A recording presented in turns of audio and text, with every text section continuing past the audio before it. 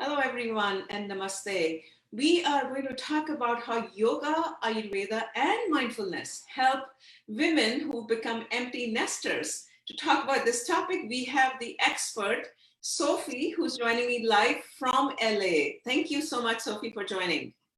Thank you for having me. All right, let's just start with the mental health, what moms go through. Yes. So let's talk about mental health. What is mental health, right? It's a state of well-being. And I would say not only the mind, but body, mind, and spirit, the entire being, right? So when we have good mental health, we can really manage stress in our daily life, right? And I would say that regarding the body, what is mental health is if we have a good sleep, if we have a good digestion, if we have a good elimination. I think that the three first point that for the body is really understanding, right? So it means get plenty of sleep and pay attention of the diet, so we have good elimination and digestion.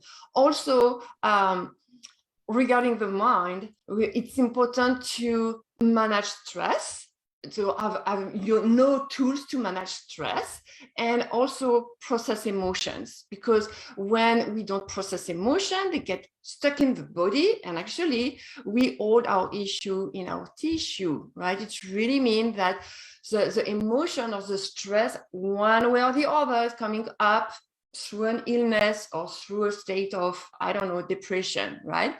And the third aspect about the spirit, and all that is regarding mental health, is to connect within, connect with ourselves, be an expression of who we are inside, right?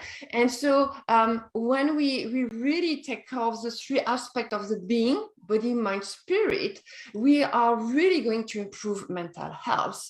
So I would say that to improve mental health, the first step would be just to stop and assess where we are at the moment.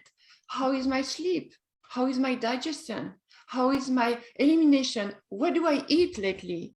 Did I put more work on my plate?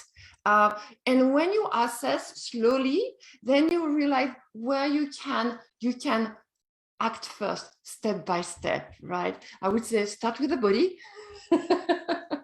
and then move on, right? Because sometimes we are under stress, and just by changing some diet and some sleep pattern, we reduce the stress, right? So, and the other thing for women is that women are also going through menopause, at that time of perimenopause and menopause. So it's not just the kids leaving or your parents, in your case, but also the fact that all the physical changes that are happening in a woman's body. So it's a bit too much of a transition, emotional, mental, physical, right? That women have to go through at that time. Yes, definitely. And I think that sometimes you say, oh, it's just the way it is because I'm going through menopause, and oh, it's just the way it is because the children are moving away. And it's what I say, it's important not to be in place of self-denial. No. Take your time, because it's important what is happening right here, right now, right? So we don't want just to wait to have grandchildren later. We want also to live for ourselves. Yes, definitely.